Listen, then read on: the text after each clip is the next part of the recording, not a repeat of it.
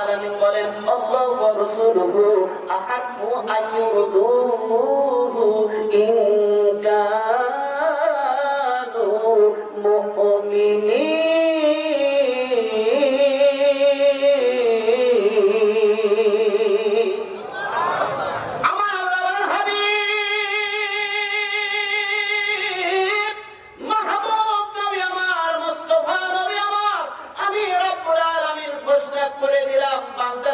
সন্তুষ্টি অর্জন করতে চাই আমি আল্লাহর খুব খেয়ালে বাবা, বান্দা যদি আমি রব্বুল আলামিন আমার সন্তুষ্টি অর্জন করতে চাই, আমি আল্লাহকে রাজি করতে চাই, আমি আল্লাহকে খুশি করতে চাই, আহাক্কু আইয়ুরদুহু বান্দা যেন সন্তুষ্টি অর্জন করে। খুব খেয়ালে বাবা, এইখানে আমার আল্লাহ স্রষ্টা রাসূল সৃষ্টি ব্যক্তি দুইজন, এইখানে হওয়ার কথা ছিল আইয়ুরদুহুমা তারা যেন দুইজনের সন্তুষ্টি অর্জন করে, আল্লাহর সন্তুষ্টি অর্জন করবে, রাসূলের সন্তুষ্টি অর্জন করবে। কিন্তু আমার আল্লাহ দুইজনের ব্যাপারে একটা জমির আমার আল্লাহ ব্যবহার করেছেন আইয়ুরদুহু তারা যেন আমার রাসূলের সন্তুষ্টি অর্জন করে।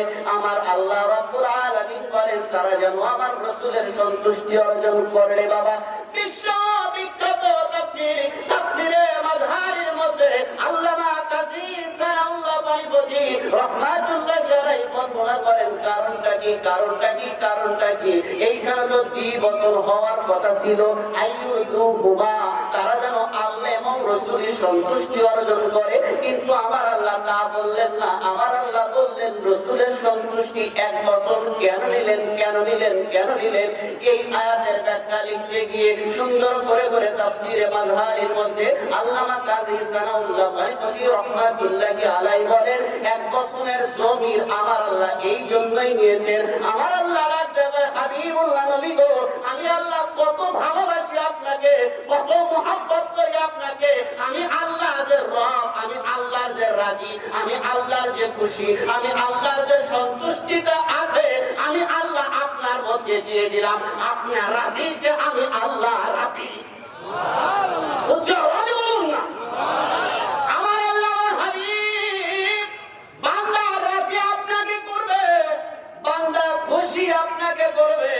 বান্দা আপনাকে যখন খুশি করতে পারবে, আপনাকে খুশি করতে পারলে ওই বান্দা আমি আল্লাহকে রাজি খুশি করতে পারবে। আপনি খুশিতে স্বয়ং আমি আল্লাহ রাজি খুশি হয়ে যাই। উচ্চ আওয়াজে বলতে হয় বাজান একবার মারহাবা।